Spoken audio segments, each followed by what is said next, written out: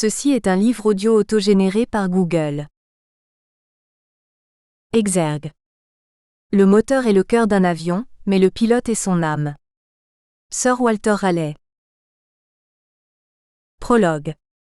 C'est un cocktail généreux comme on savait en offrir en Martinique, dans les années 70-80. Les discours d'usage terminés, la plupart des nombreux invités se sont emparés d'une flûte de champagne tandis que les autres se pressent devant une table recouverte d'une nappe blanche derrière laquelle un serveur prépare le fameux thé-punch, proposant aux amateurs les meilleurs rhums de l'île qu'il mélange dans les règles de l'art à du sirop de canne ou du sucre roux avant d'y presser le jus d'un citron vert. Dans un coin de la grande salle de réception dont les fenêtres ont été ouvertes afin de rafraîchir la pièce, un petit orchestre joue en sourdine, enchaînant biguine, mazurka, calypso et autres rythmes tropicaux. À l'extérieur, dans un jardin parfaitement entretenu, des petits chapiteaux blancs ont été dressés sous lesquels des maîtres d'hôtel ont installé des chauffe-plats desquels s'échappent des effluves de mets créoles que semblent attendre des piles d'assiettes en porcelaine. À l'intérieur comme à l'extérieur, les invités se regroupent peu à peu par affinité ou connaissance. Les conversations vont bon train, seulement interrompues par des serveurs en veste blanche offrant sur un plateau des acras, marinades locales à la morue, ou des petits boudins noirs pimentés. Seul invité à dédaigner le champagne et les mets proposés à l'envi, une jeune femme virevolte de groupe en groupe, un épais dossier sous le bras. À chacun, elle semble remettre un reçu. Cheveux courts, pommettes saillantes accentuées par un large sourire, regard déterminé, elle paraît danser sur ses ballerines. Sa peau couleur sapotille et sa petite taille trahissent des origines ethniques diverses. Cette fois, c'est de notre groupe qu'elle s'approche et je la reconnais. C'est cette jeune pilote martiniquaise qui a eu l'audace de briser le monopole d'Air France, implacable à l'époque entre l'Hexagone et l'Outre-mer, en créant une éphémère compagnie d'aviation long courrier volant entre la Belgique et l'île de Sainte-Lucie, voisine de la Martinique, en offrant aux Antillais, au terme d'un voyage un peu compliqué, des billets à un prix bien plus avantageux que sur la compagnie nationale. « Tu me dois 1000 francs, me lance-t-elle. Et toi aussi, dit-elle à mon voisin interloqué. Marie-Claude valide à le tutoiement facile. Amusé, mon voisin lui demande pour quelle raison il lui devrait 1000 francs. Parce qu'avec ces 1000 francs, tu deviens actionnaire de la SAT, la Société Antillaise de Transport Touristique. Étant actionnaire, tu peux contourner le monopole d'Air France et voyager au départ de Fort-de-France ou Pointe-à-Pitre sur le Boeing 707 de ta compagnie. Tu arriveras à l'aéroport de Bâle-Mulhouse, à la frontière suisse, et tu rejoindras Paris en autocar à nos frais. Le trajet te coûtera 2 fois moins cher que sur Air France et ton action à 1000 francs sera déduite de ton premier billet aller-retour. Tiens, voilà ton reçu. En prime, tu seras servi à bord par des hôtesses et stewards antillais parfaitement qualifiés que j'ai recrutés en Martinique et en Guadeloupe. Tu vois, ajoute-t-elle à mon intention avant de se diriger vers un autre groupe, je récidive. À ma manière, je suis un peu la Bessie Coleman du transport aérien low cost. Bessie Coleman ? Mais qui est-ce ? Intrigué, je retrouverai bien plus tard sa trace dans les archives de l'Aéroclub de France qui, en 1921 et au nom de la Fédération aéronautique internationale, devait délivrer son brevet de pilote aviateur à cette américaine. Une jeune femme venue en France apprendre à piloter parce que cela lui était interdit dans son pays, en raison de sa couleur de peau. Une descendante d'esclaves, originaire du sud des États-Unis. La première femme pilote noire de l'histoire de l'aviation. L'enfer de l'or blanc. En 1892, une grande partie des immenses plaines du Texas sont recouvertes de ces fibres blanches entourant les graines parvenues à maturité de cette plante découverte en Inde par les Grecs dans l'Antiquité et qui fera la fortune des planteurs du Nouveau Monde et des filatures européennes. Le coton. Au crépuscule du XIXe siècle, cependant, la période que l'on a appelée la ruée vers l'or blanc est en déclin, bien que les États-Unis d'Amérique soient encore, et pour plusieurs années, le premier producteur mondial de coton. Mais pour les milliers d'Africains déportés et réduits en esclavage dans le sud du pays pour récolter la fibre blanche, les aléas du commerce mondial n'ont aucune importance. Pour eux, la culture du coton est synonyme de violence, d'humiliation et d'un voyage sans retour. Le 26 janvier 1892, George Coleman travaille comme des milliers d'autres à l'une des 2 récoltes annuelles du coton lorsqu'on lui annonce que sa femme Suzanne vient d'accoucher d'une petite fille. Elizabeth, que l'on appellera par facilité Bessie pour le reste de ses jours, est le 10e enfant du couple.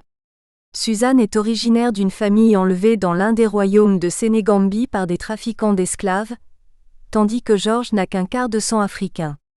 Il est issu pour l'essentiel de la tribu amérindienne Choctaw alliée aux insurgents contre l'Angleterre lors de la guerre d'indépendance, et aux sudistes lors de la guerre civile. Dans les 2 cas, les Choctaws en furent bien mal récompensés. Son teint métissé, ses pommettes saillantes et ses cheveux lisses trahiront vite chez Bessie la part amérindienne de ses origines. Mais à bien des égards, c'est des qualités et notamment du caractère de sa mère qu'elle héritera. En dehors des pénibles périodes de récolte du coton pour lesquelles même les enfants sont réquisitionnés, les Coleman vivent d'agriculture et d'élevage. Ils sont métayers, une pratique venue d'Europe et en particulier de France. La terre qu'ils labourent, sèment, entretiennent et sur laquelle ils vivent ne leur appartient pas. Son propriétaire fournit aux métayers les semences nécessaires à l'exploitation, et leur avance chaque mois sous forme de prêt une petite somme d'argent pour l'achat des produits de première nécessité. Le bénéfice de la vente des récoltes est partagé, généralement pour moitié, entre les 2 parties, celui qui a fourni la terre et les semences d'une part et celui qui a fourni la main-d'œuvre d'autre part. De plus, et ce n'est pas négligeable dans le cas d'une famille nombreuse comme celle des Coleman, les métayers peuvent cultiver à leur profit un lopin de terre sur lequel ils feront pousser des fruits et des légumes. Certains élèvent même quelques vaches laitières. Ainsi la vie est-elle supportable pour la famille nombreuse de Bessie, à l'exception des périodes de cueillette du coton à laquelle même les enfants ne peuvent échapper. Or si la fibre blanche du coton est douce, c'est un trompe-l'œil. Les graines brunâtres qu'il faut séparer de la fibre sont râpeuses et blessent les doigts jusqu'au sang lorsque l'on est contraint de récolter plusieurs kilos de fibres par jour et par personne. Les Coleman, qui sont tous 2 illettrés, se sont installés à Atlanta, Texas. Rien à voir avec la capitale de la Géorgie, située à 1300 km à l'est. Atlanta, Texas, proche des frontières de l'Arkansas et de la Louisiane, est une bourgade de moins de 1000 habitants ainsi baptisée par des ouvriers géorgiens employés sur la voie ferrée de la Texas and Pacific Railroad et qui manquaient d'imagination. Si le chemin de fer est à l'origine de la création de la petite ville d'Atlanta, Texas, il est aussi celui par qui arrive le crack de 1893. À la ferme des Coleman, on travaille 12 heures par jour et 7 jours par semaine. En contrepartie de ce dur labeur, on aspire à vivre en paix. Or, les faillites, les fermetures d'usines, la chute des prix agricoles consécutive au krach et tous les aléas liés à la crise économique sèment un vent de panique chez les propriétaires terriens qui en reportent la faute sur les métayers, parfois de petits blancs, plus souvent des Afro-Américains. Et à cette époque dans le sud des États-Unis, lorsque la foule désigne un noir comme coupable, il est lynché ou pendu haut et court sans autre forme de procès. Menacé, George Coleman préfère prendre la route avec sa nombreuse famille. Bessie a 2 ans. Ils s'arrêtent dans une ville 4 fois plus peuplée, Waxahachie, où ils investissent leurs maigres économies dans l'achat d'un terrain de 1000 mètres carrés sur lequel ils édifient une maison en bois de plain-pied et tout en longueur dans le plus pur style du Sud. C'est là que Bessie va prendre conscience de la ségrégation raciale. D'un côté de la voie ferrée traversant la ville il y avait le quartier blanc, de l'autre côté le quartier noir, chaque groupe ethnique ayant ses commerces, ses écoles, ses lieux de prière. À l'âge de 6 ans, Bessie entre à l'école, parcourant chaque jour 6 km à pied pour apprendre à lire, écrire et compter dans une classe unique dont tous les élèves sont noirs. Elle s'avère particulièrement douée pour les mathématiques. Entre-temps, 3 filles sont venues agrandir le cercle familial, 3 sœurs, dont Bessie doit s'occuper afin d'aider sa mère car ses sœurs aînées ont déjà quitté la maison. Elle aide également au jardin familial, où poussent des légumes et du maïs. En 1901, le racisme se fait encore plus pressant dans la petite ville du Texas. George Coleman propose alors aux siens de se réfugier dans une réserve indienne de l'Oklahoma. Mais Suzanne refuse, le couple se déchire et la mère de famille reste avec ses enfants. Pour les nourrir, elle trouve à s'employer comme cuisinière et femme de ménage. À la maison, Bessie prend le relais, cuisine sur le poêle à bois, va chercher l'eau au puits, entretient le jardin potager. Bientôt, Elle conduit chaque jour ses 3 sœurs à l'école et complète leur éducation en leur lisant des livres que sa mère achète d'occasion plusieurs fois l'an dans une sorte de librairie itinérante. C'est la seule distraction de la famille et elle se poursuit quand Bessie quitte l'école pour travailler comme blanchisseuse. Avec ses premières économies, elle s'inscrit dans un collège de l'Oklahoma. Mais elle doit abandonner avant la fin de la première année scolaire faute d'argent, et revient à Waxahachie pour reprendre son travail de blanchisseuse ponctué par les périodes de ramassage du coton où tout le monde est mobilisé. Cet échec ne fait que renforcer sa volonté de s'en sortir et de réaliser ses rêves comme d'autres femmes y parviennent désormais. Ainsi Harriet Quimby, cette journaliste de San Francisco dont elle a lu dans une revue qu'elle était la première américaine à décrocher une licence de pilote d'avion. Adieu le Texas. Bessie a 23 ans et avec 3 sous en poche, elle saute dans un train pour Chicago où son frère Walter consent à l'accueillir. Les 1600 km en train, dans un wagon inconfortable réservé aux Noirs, sont éreintants, mais l'accueil de son frère est chaleureux. Cependant, la distance n'a pas effacé la ségrégation. Les Afro-Américains arrivés en masse du Sud se sont agglutinés dans le quartier Southside où réside naturellement son frère. Et comme au Texas, les Noirs se voient cantonnés dans les emplois subalternes. Son frère, employé comme steward dans la fameuse compagnie des wagons-lits Pullman, fait cependant partie des privilégiés et peut ainsi subvenir aux besoins de Bessie et lui payer une formation dans une école d'esthéticienne. Embauchée comme manucure sitôt son diplôme en poche, la jeune femme économise jusqu'à pouvoir prendre son indépendance et louer un appartement. Dans le barbershop où elle fait les ongles d'Afro-Américains aisés, elle met à profit ses pauses pour lire les journaux mis à la disposition de la clientèle, en particulier le Chicago Defender, un hebdomadaire au tirage important destiné aux Noirs et dont le fondateur, Robert Abbott, se plaît à dénoncer les inégalités raciales. Ce journal milite aussi en faveur de la promotion des femmes et ne manque pas de consacrer sa une à Ruth Lowe, lorsque cette pionnière de l'aviation relie Chicago à New York par les airs, réalisant ainsi un record de distance. À la lecture de l'hebdomadaire, Bessie se passionne aussi pour les exploits de l'aviatrice Catherine Stinson, première femme à réaliser un looping et première pilote autorisée à transporter du courrier par la voie des airs aux États-Unis. Certes, ces femmes sont blanches. Mais lorsqu'au cinéma, un reportage sur la Première Guerre mondiale met en valeur un pilote noir américain engagé dans l'armée de l'air française, Eugène Bullard, elle se prend à rêver. Né, comme elle, dans le sud des États-Unis, Eugène Bullard est parti en Europe pour échapper à la ségrégation. Jockey puis boxeur au Royaume-Uni, il s'engage en France dans la Légion étrangère et est grièvement blessé à Verdun. Inapte à l'infanterie, il veut continuer le combat, et par respect pour sa croix de guerre, est accepté dans l'aviation comme mitrailleur puis comme pilote. Il réussit une 20aine de missions, et abat 2 appareils ennemis. Bessie est frappée par la devise peinte sur la carlingue de l'avion d'Eugène Bullard et qui est une véritable déclaration antiraciste. All blood runs red, tout sang coule rouge.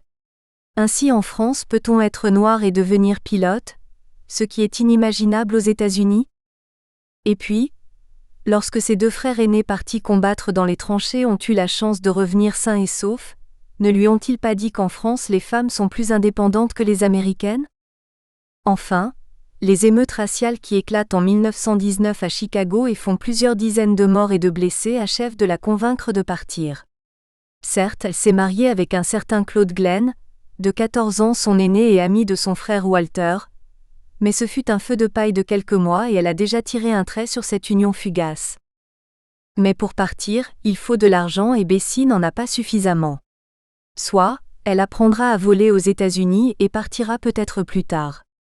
Quelques écoles de pilotage existent dans la région de Chicago et dans l'est des États-Unis, et à chacune d'elles, elle adresse une lettre de motivation. Les réponses qui lui parviennent sont sans détour, le politiquement correct n'ayant pas cours à l'époque, les écoles n'acceptent pas les femmes. Le célèbre Orville Wright, l'un des 2 frères ayant réalisé en 1903 le premier vol motorisé et contrôlé sur un biplan de leur fabrication, justifiera un jour son rejet systématique des candidatures féminines en affirmant que les candidates cherchent avant tout la gloire. Un autre constructeur d'avions et propriétaire d'une école d'aviation, Glenn Curtis, dont le nom deviendra une référence, dira craindre pour sa part que tout accident impliquant une femme pilote ne fasse reculer l'aviation pendant des années. D'autres, moins connus, estimeront les femmes trop émotives ou pas assez intelligentes pour piloter un avion. Dans les réponses négatives que recevra Bessie Coleman, il sera également dit de façon parfois directe que l'on n'accepte pas les Afro-Américains dans les écoles de pilotage. Lectrice assidue du Chicago Defender, ce journal à grand tirage prenant régulièrement fait et cause pour la communauté noire, Bessie Coleman prend rendez-vous avec son propriétaire et rédacteur en chef. Fils d'anciens esclaves, né en Géorgie et devenu avocat et homme d'affaires, Robert Sengsta Cabot est l'un des premiers millionnaires noirs américains. Sa réussite ne lui a pas fait oublier ses origines, et il ferraille régulièrement dans son journal contre la ségrégation. Abbott reçoit la jeune femme et est épaté par sa volonté et son courage. Il lui propose tout naturellement de la soutenir, de mettre ses lecteurs de son côté. Une noire américaine pilote d'avion, pourquoi pas?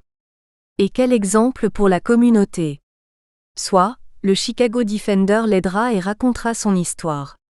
Mais avant, il faut qu'elle soit acceptée dans... Nous espérons que vous avez apprécié cet aperçu. Pour continuer à écouter ce livre audio sur Google Play Livres, utilisez le lien dans la description de la vidéo.